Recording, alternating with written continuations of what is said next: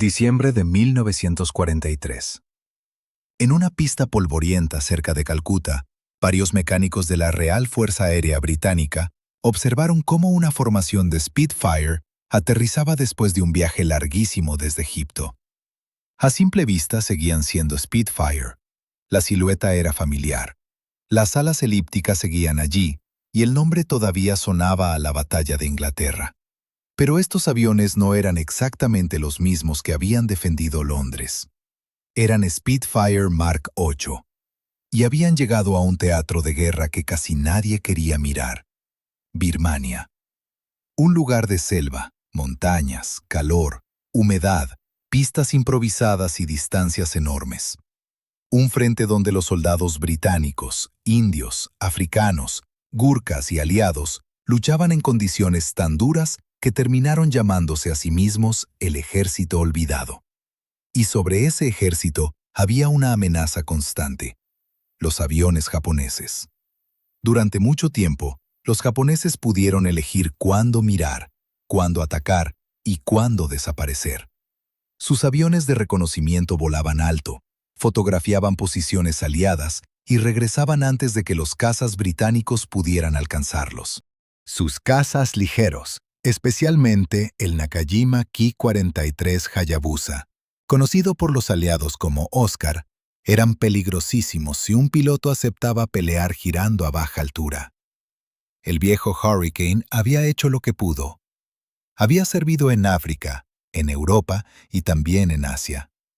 Pero en Birmania, a finales de 1943, ya no bastaba. La guerra había cambiado.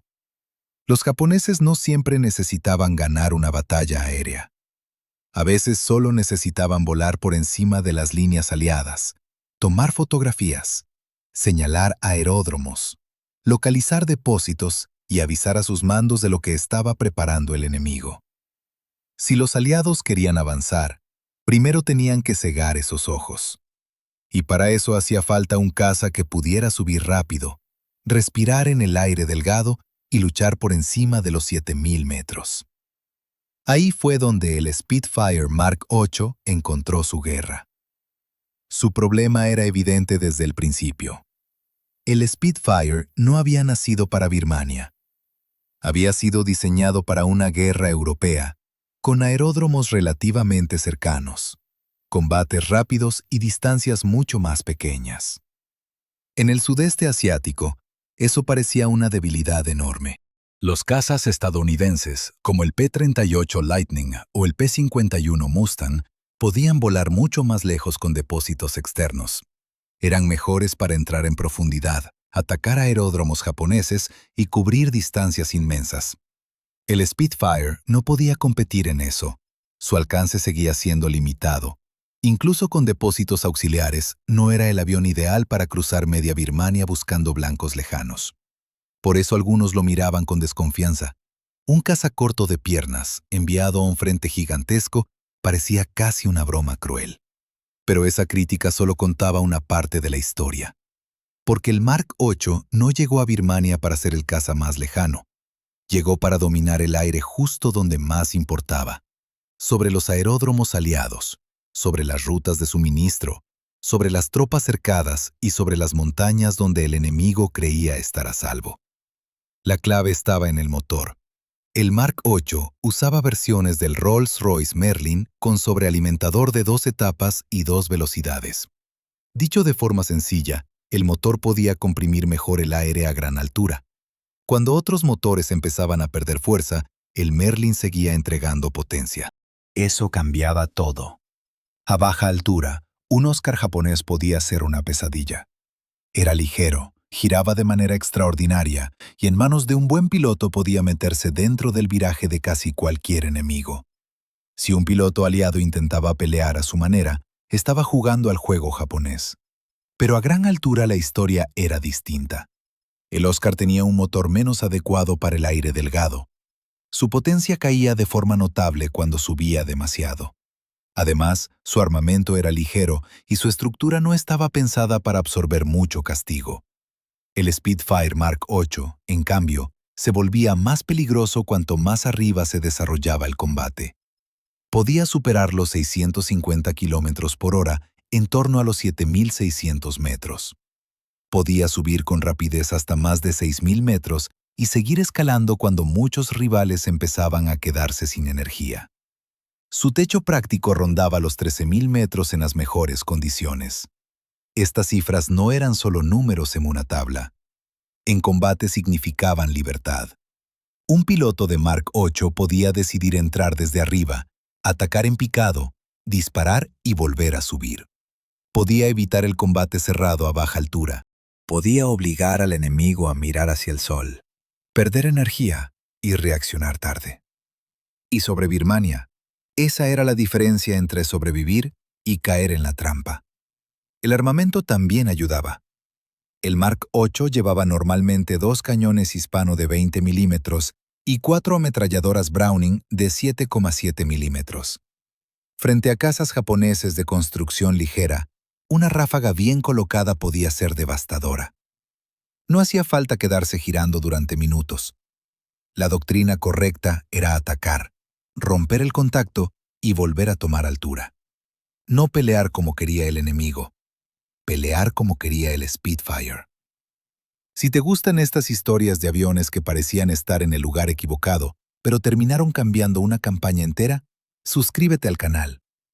Aquí seguimos rescatando máquinas, pilotos y frentes olvidados de la aviación militar. Los primeros Mark 8 llegaron al teatro de Birmania a finales de 1943. Escuadrones como el 81 y el 152 empezaron a operar el tipo en un momento crítico. Poco después, más unidades recibirían el nuevo Spitfire. El primer éxito importante llegó el 26 de diciembre de 1943, cuando pilotos del Escuadrón 152 compartieron la destrucción de un Mitsubishi Ki-46, el avión de reconocimiento que los aliados llamaban Dyna. Ese detalle era importante.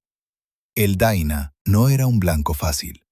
Era rápido, volaba alto, y durante mucho tiempo había parecido casi intocable para los cazas disponibles en la zona. Si un Spitfire Mark 8 podía alcanzarlo, entonces el cielo de Birmania ya no pertenecía completamente a los japoneses. Desde ese momento, la campaña aérea empezó a cambiar. No de golpe, no por arte de magia, pero sí de manera constante.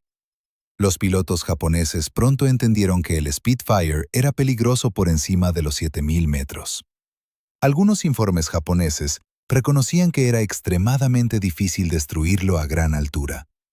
La recomendación era clara: no aceptar combate arriba.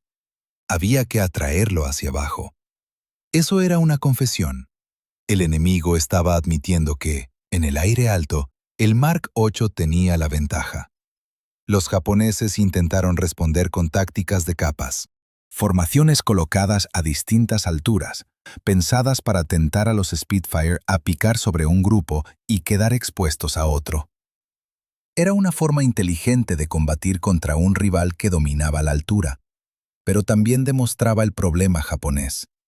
Ya no podían operar libremente por encima del frente, tenían que construir trampas. La gran prueba llegó en 1944, durante las batallas de Imphal y Kohima. Japón lanzó una ofensiva enorme contra el noreste de la India. Si conseguía cortar las rutas aliadas, el resultado podía ser desastroso. Imphal quedó bajo una presión brutal.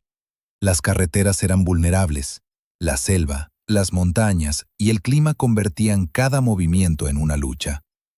Para mantener viva a la guarnición, los aliados dependían del aire. Los Dakota y otros transportes tenían que llevar munición, comida, combustible, medicinas y refuerzos. También evacuaban heridos y personal no combatiente. Aquellos aviones de transporte no podían hacer su trabajo si los cazas japoneses dominaban el cielo. Por eso el Mark 8 fue tan importante. No porque apareciera en grandes titulares. No porque bombardeara Tokio, sino porque protegió la cuerda de la que colgaba un ejército entero. Durante el cerco de Imphal, la cantidad de suministros llevados por aire fue enorme. Miles de toneladas llegaron a las tropas gracias a una operación logística casi desesperada. Cada vuelo de transporte era una apuesta. Cada Dakota que entraba sobre la zona necesitaba que los cazas aliados mantuvieran alejados a los japoneses. El Spitfire Mark VIII era parte esencial de ese escudo. Y esa función explica por qué su alcance limitado no lo condenó. Para atacar objetivos lejanos, los aliados necesitaban otros aviones. El P-38 y el P-51 eran más adecuados para misiones profundas. Los Thunderbolt y los Hurricane de ataque podían golpear posiciones terrestres. Los Beaufighter cumplían tareas nocturnas y marítimas. La victoria aérea en Birmania fue un esfuerzo combinado. Pero cuando se trataba de interceptar a gran altura, defender aeródromos, proteger zonas críticas y negar al enemigo el reconocimiento, el Mark VIII llenaba un hueco que nadie cubría igual. La diferencia se notó en los combates contra el Oscar. El Ki-43 seguía siendo mortal si encontraba a un piloto impaciente. Su capacidad de giro a baja altura era famosa. Sus flaps de combate le permitían cerrar virajes con una agilidad que sorprendía a muchos occidentales.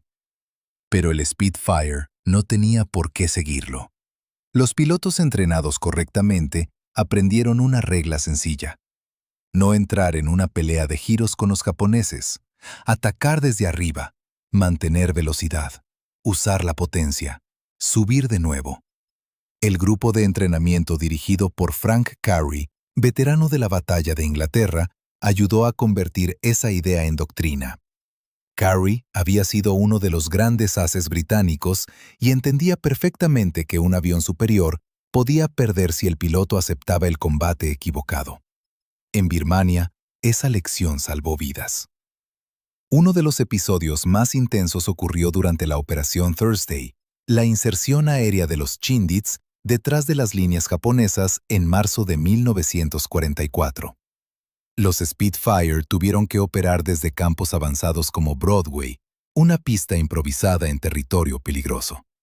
Allí los combates podían empezar sin aviso. Un piloto podía despegar y encontrarse inmediatamente bajo ataque. Los aviones en tierra eran vulnerables. La selva estaba cerca. La pista era una franja de supervivencia más que un aeródromo cómodo. En ese contexto, los pilotos de Spitfire se enfrentaron a formaciones japonesas muy superiores en número. Hubo victorias, pérdidas y escenas que dejaron claro que la superioridad técnica no eliminaba el riesgo. Un avión podía ser excelente, pero en Broadway, si el enemigo llegaba al amanecer, podía destruirlo antes de que levantara el tren. El Mark VIII no era invencible. Ningún avión no era. También sufrió pérdidas. También fue alcanzado. También tuvo pilotos que no regresaron. Pero cambió la relación de fuerzas. Antes, los japoneses podían usar la altura como refugio. Después, la altura se volvió peligrosa para ellos. Antes, los vuelos de reconocimiento parecían difíciles de detener. Después, los Dina empezaron a caer.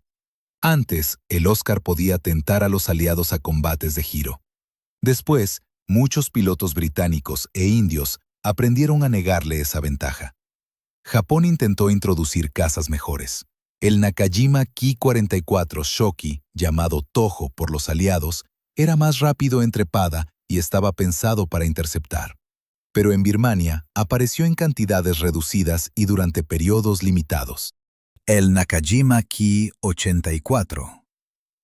Hayate, conocido como Frank, era todavía más prometedor. En papel era uno de los mejores cazas japoneses de la guerra. Con buena gasolina y producción de calidad, podía haber sido un enemigo temible. Pero cuando empezó a aparecer en el teatro, Japón ya estaba sufriendo problemas profundos. Motores poco fiables, combustible de menor calidad, pilotos cada vez menos experimentados y una industria presionada por todos lados.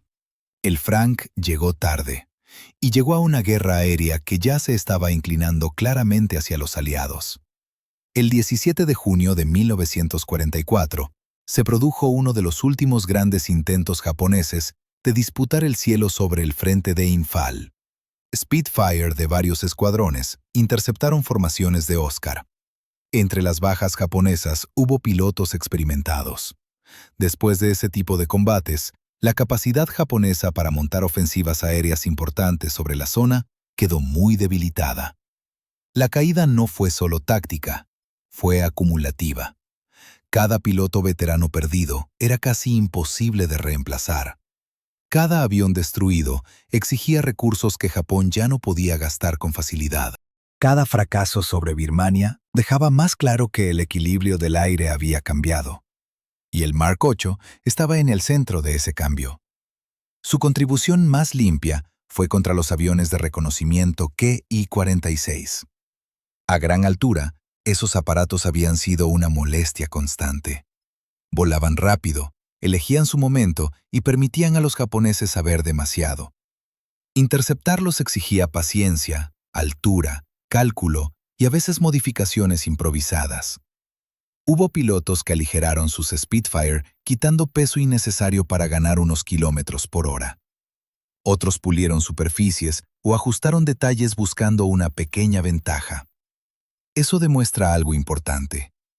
Incluso con el mejor caza aliado disponible en la zona, atrapar un Dyna no era sencillo.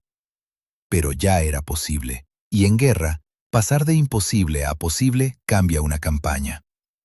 Mientras tanto, en tierra, el ejército 14 seguía avanzando, resistiendo y recuperando terreno. Los hombres que luchaban en la selva no siempre veían al Spitfire sobre ellos.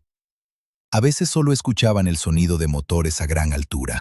A veces solo notaban que los bombarderos japoneses aparecían menos, que los transportes llegaban, que las municiones no faltaban y que los heridos podían salir. Ese es el tipo de victoria que no siempre se ve en una fotografía. El Spitfire Mark 8 no ganó Birmania por sí solo. Sería injusto decirlo. La campaña dependió de soldados en tierra, ingenieros, transportes, bombarderos, cazas estadounidenses, pilotos indios, británicos, australianos, neozelandeses y de muchos otros grupos que rara vez aparecen en las historias famosas de la guerra. También dependió del agotamiento japonés, de la pérdida de pilotos expertos, de problemas logísticos y de una superioridad aliada cada vez mayor. Pero el Mark 8 hizo algo que necesitaba hacerse. Le quitó al enemigo el refugio de la altura. Protegió la cadena aérea que mantenía viva a Impal. Y dio a los pilotos aliados una herramienta capaz de pelear en un cielo donde antes iban tarde, bajos y sin margen. Por eso esta historia es tan interesante. Porque el Spitfire de Birmania no era perfecto. Su alcance seguía siendo corto para un teatro tan grande. No era el mejor avión para misiones de penetración profunda. No podía hacer todo lo que hacían los cazas estadounidenses de largo alcance. Pero las guerras no se ganan solo con aviones perfectos. Se ganan con aviones que encajan en una necesidad concreta en el momento adecuado. Y en Birmania, a finales de 1943 y durante 1944, la necesidad era clara. Subir más alto que el enemigo, llegar antes que él, proteger los transportes y negar la mirada japonesa sobre el frente. El Spitfire Mark 8 hizo exactamente eso. Los críticos tenían razón en una cosa. No era el caza ideal para todas las misiones del sudeste asiático. Pero se equivocaban en lo esencial. En el aire delgado sobre Birmania, donde el Oscar perdía su veneno y el Dyna dejaba de ser intocable, el Spitfire volvió a encontrar una forma de ser decisivo. No como el símbolo brillante de la batalla de Inglaterra, no como una leyenda repetida en carteles, sino como una máquina de trabajo en una guerra olvidada. Un caza que llegó con fama europea, fue acusado de no tener suficiente alcance y aún así terminó haciendo algo que pocos aviones podían hacer: convertir la altura en territorio aliado. Y sobre Birmania, eso significó mantener vivo a un ejército.